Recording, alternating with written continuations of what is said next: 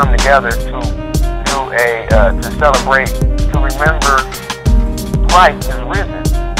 But didn't Christ institute something for us to remember him? In his communion and Last Supper, he said, do this as often as you do in remembrance of me. Right. So why are we celebrating Easter to remember Christ when he told us what we should do to remember him?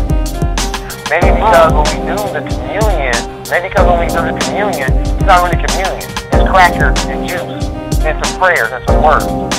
That's not communion. The word communion in and of itself it symbolizes togetherness. But that's not really communion. When you're in church having that wafer or that cracker and grape juice or whatever you have. That's how you remember Christ? By taking that little bitty sip of juice and that little bitty cracker? You do that, that's how you remember him? There's no true authentic fellowship that is taking place in the church right now. The definition That's right. fellowship has been taken and twisted and smacked and flipped and rubbed down by the doggone civilized church to fit the mode and the method that they desire to be. That is a huge issue. Now, one of the things that we know, man, in all of its essence, is flawed. We won't disagree with that. We're not here to say that one group of people has ever done church, quote unquote, perfect. That's the church of the early church that we often reference to, had their own issues. They weren't perfect. What they did do, though, they were the ones who followed the closest model of what Jesus intended the church to be.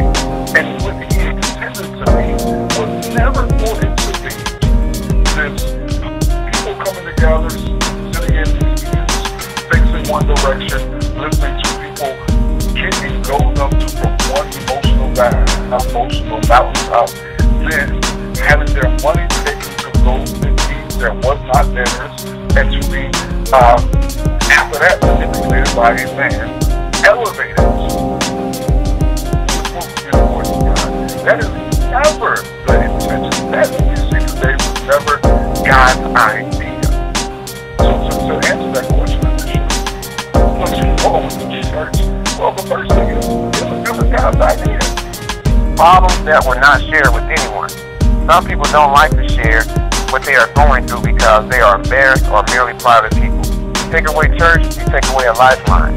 Pastors need to preach the uncompromised word of God and be led by him instead of this itching ears nonsense. So what y'all think about that? The guys up and down, hot and cold at the same time, trying to play song MCD and keep it theatrically sound to people. I mean, that's the only way that I see that. How do you say, like, you know, this is an integral part of what the church is, but at the same time, knock some of the stuff that's in it and keep the MCD abound? That's kind of what I heard about when you read that. And that's what's wrong with the church now, that they can't see exactly the MCD that they spew.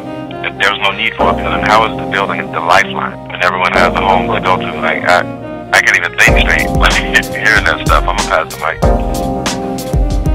They're still anticipating those increased numbers in membership. You understand what I'm saying? And they're still holding on to these traditions of men. It's a tradition. It's just a tradition of man. It's a device of man. I mean, Christ is risen every day. You understand what I'm saying? He is risen, period.